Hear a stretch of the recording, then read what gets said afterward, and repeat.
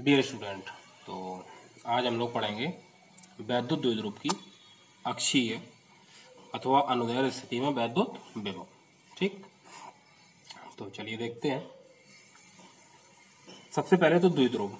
तो द्विध्रुव हम लोग पिछले चैप्टर्स में पढ़ चुके हैं कि एक माइनस क्यू आवेश और एक प्लस क्यू आवेश, मतलब दो आवेश जिनके परिमाण समान हो और प्रकृति विपरीत हो और अत्यंत पास पास रखे हों, तो इस प्रकार बने निकाय को हम क्या कहते हैं? वैद्युत द्विध्रुव कहते हैं। ठीक, अब चूंकि ये द्विध्रुव है और द्विध्रुव के बीच की दूरी हम लोग जानते हैं कितनी लेते हैं?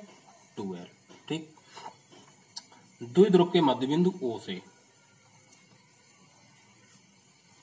स्मॉल r दूरी पर कोई बिंदु है क्या? P। समझ पा रहे हैं मेरी बात? द्विध्रुव के मध्य बिंदु O से स्मॉल r दूरी पर कोई बिंदु है P, जहां पर हमें वैद्युत विभव ज्ञात करना है। क्लियर? वैद्युत विभव का नाम डाल देते हैं A एंड B। अच्छा, चलिए देखते हैं। ये वैद्युत द्विध्रुव का मध्य बिंदु है, टोटल दूरी 2l है, तो V से लेके O तक की दूरी ये l हो जाएगी और इधर भी l हो जाएगी। ये मध्य बिंदु है तो इधर की दूरी भी l और इधर की दूरी भी l। ठीक, बिंदु A से बिंदु P तक की दूरी कितनी होगी? बिंदु A से बिंदु P तक की दूरी कितनी होगी? तो यहां से देखो, O से दूरी कितनी है? R, और O से लेकर यहां तक की ये दूरी कितनी है? L। तो R में से L क्या कर दें? घटा दें, तो R माइनस L। तो A से लेकर P तक की दूरी कितनी हो गई? R minus L। इसी प्रकार B से लेके P तक की दूरी कितनी होगी? B से लेके P तक की दूरी कितनी होगी? तो चलिए देखते हैं। यहां से लेके मध्य बिंदु से P तक की दूरी ये R है और ये कितनी है? L। तो ये L और इधर की ये R, तो पूरी कितनी हो गई? R plus L। क्लियर? ठीक है, थोड़ा सा माना लिख लेते हैं। माना एक वैद्युत द्विध्रुव AB दो बिंदु आवेशों प्लस Q व माइनस Q से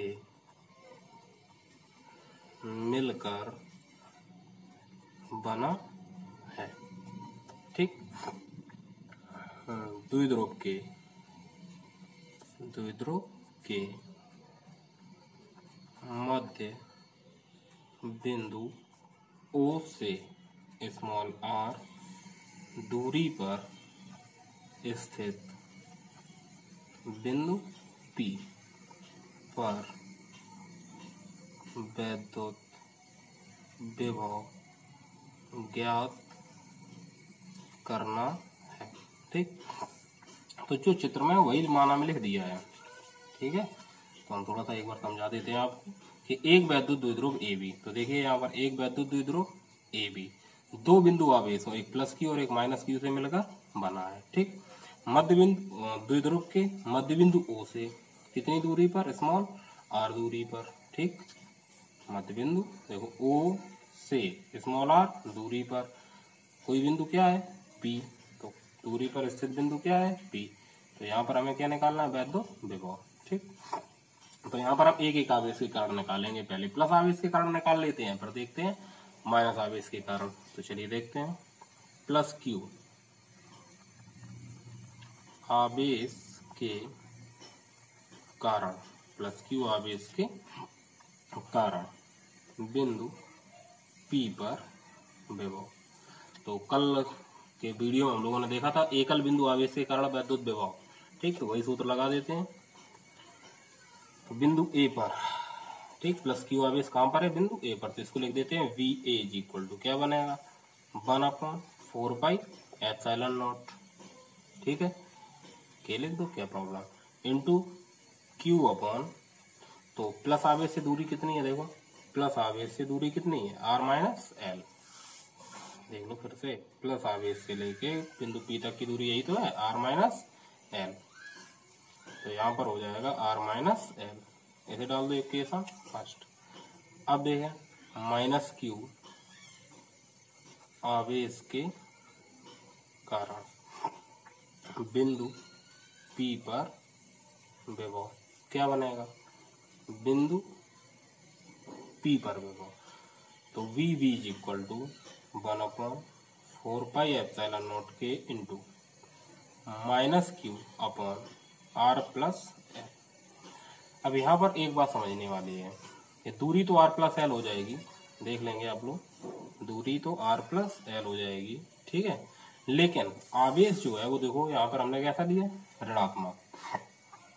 तो जब कभी हम वैद्युत विभव ज्ञात करते हैं तो आवेश जो है वो हमेशा में चिन्ह मतलब विद चिन्ह के लेते हैं। अगर प्लस है तो प्लस का क्यू लेंगे, माइनस है तो माइनस का क्यू लेंगे। जबकि जैसे हम वैद्युत विभव ज्ञात करते हैं या बल निकालते हैं तो वहां पर हम आवेश धनात्मक ही लेते हैं, लेकिन विभव ज्ञात करने में हमें आवेश जिस प्रकृति का है उसी प्रकृति का लेना चाहिए, ठीक। अब देखते हैं बिंदु P पर, बिंदु P पर परिणामी विभव हम लोगों ने पढ़ा था। बिंदु P पर देखते हैं, हम लोग पढ़ चुके हैं कि विभव अदिश राशि है, विभव कैसी राशि है, अदिश राशि है, ठीक। विभव जब अदिश राशि है तो यहाँ पर कोई दिशा तो होगी नहीं इसकी, तो यहाँ पर दोनों के कारण आवेश जो है वो क्या हो जाएगा, VA प्लस VB, मतलब बिंदु A के कारण कितना है और B के कारण कितना है, तो दोनों को हम क्या कर देंगे, जोड़ देंगे, ठीक है। तो V is equal to VA plus VB, तो V is equal to VA की वैल्यू ऊपर निकाल चुके हैं हम लोग, 1/4πε0 के Q upon R minus L plus VB, ये निकाला, देखिए कितना है, 1/4πε0 के into Q upon R plus L. अब यहाँ से जो कॉमन आए वो कॉमन ले लो, तो क्या कॉमन आएगा, देखो 1/4πε0 और Q दोनों जगह है, हाँ एक चीज और, ये Q किसका था, माइनस का, ठीक। तो क्या कॉमन आएगा, Q अपॉन 4πε0 के, अंदर देखो क्या बचा, Q अपॉन 4πε0 के चला गया, क्या बचेगा, 1/r माइनस एल, क्लियर। ये प्लस और ये माइनस हो जाएगा माइनस, Q अपॉन 4πε0 के कॉमन गया, क्या बचा, 1/r plus L. V is equal to Q upon 4πε0 के, अंदर एलसीएम आएगा क्या, R square minus L square, जब माइनस से भाग देंगे तो प्लस का बचेगा, और जब प्लस से भाग देंगे तो किसका जाएगा, माइनस का। लेकिन यहाँ पर है क्या, ये देखो, चलिए सही से लिख देते हैं, आर प्लस एल, ठीक।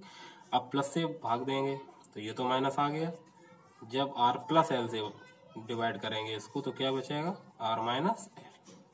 अच्छा, डिवाइड करने का नहीं आता है तो सीधा सीधा यहाँ पे समझ सकते हैं आप कि इन दोनों का एलसीएम, इन दोनों का एलसीएम क्या आएगा, R square minus L square, ठीक। और आर प्लस एल का एक में गुणा कर दो तो आर प्लस एल, ठीक, माइनस का माइनस, और आर माइनस एल का एक में गुणा कर दो तो आर माइनस एल, सिंपल, ठीक। इन दोनों का एलसीएम और क्रॉस मल्टीप्लाई, ठीक। चलिए ये माइनस है तो अंदर के साइन चेंज हो जाएंगे, तो क्या बनेगा, V is equal to Q upon 4πε0 के, अपॉन में क्या था, R square minus L square, ऊपर याद करो क्या था, आर प्लस एल, ठीक। चलो बता देते हैं क्या था, आर प्लस एल। अब माइनस है, अंदर के साइन चेंज, तो आर हो जाएगा माइनस का और एल हो जाएगा प्लस का, ठीक। आर हो जाएगा माइनस का और एल हो जाएगा प्लस का, तो आर हो जाएगा माइनस का और एल हो जाएगा प्लस का, ठीक। प्लस का और माइनस का ये हो जाएंगे कैंसिल, तो V is equal to Q upon 4πε0 के, एल एल क्या हो गया, 2l, अपॉन में क्या है, R square minus L square, ठीक। एल लिख दें, चूंकि L is less than R, so L square is more less than R square, ठीक। तो एल स्क्वायर को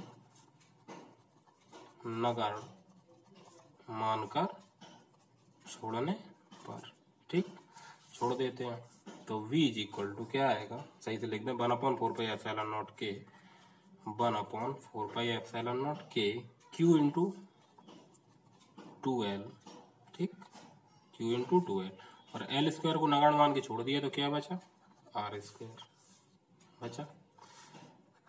परंतु